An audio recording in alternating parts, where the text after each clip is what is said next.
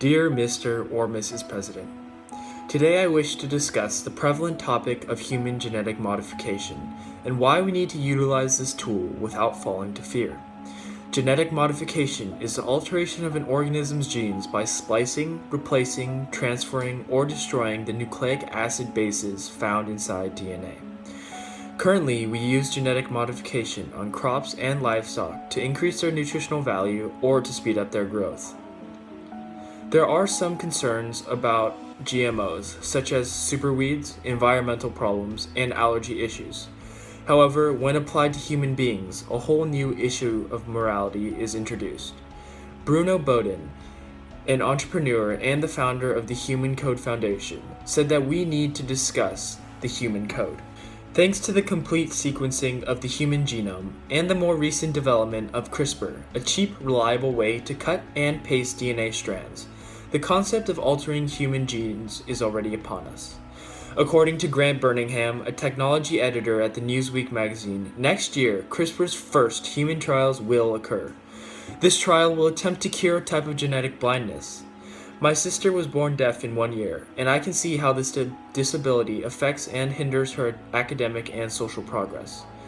With this new technology, we would be able to stop these kinds of things from happening and help millions in the process.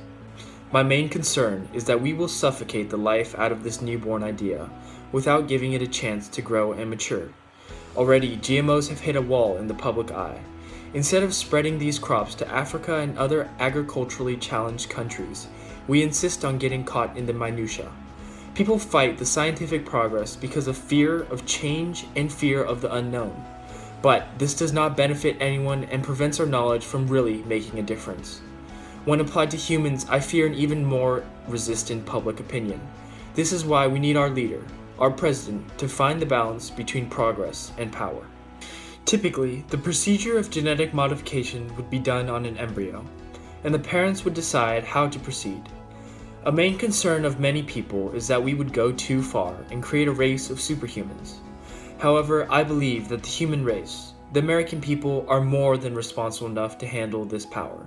Because thus far, through our strong leaders and even stronger ideals, we have been able to handle all of the problems thrown at us. Additionally, the identity of the American culture, ingrained in our hearts, is that we do not give in to fear. If you establish barriers and laws to prevent genetic modification of humans, you directly harm all of the citizens you could have helped. And maybe, more importantly, you have succumbed to the fear of progress and change. Thank you for your time and consideration. Sincerely, Jason Liu.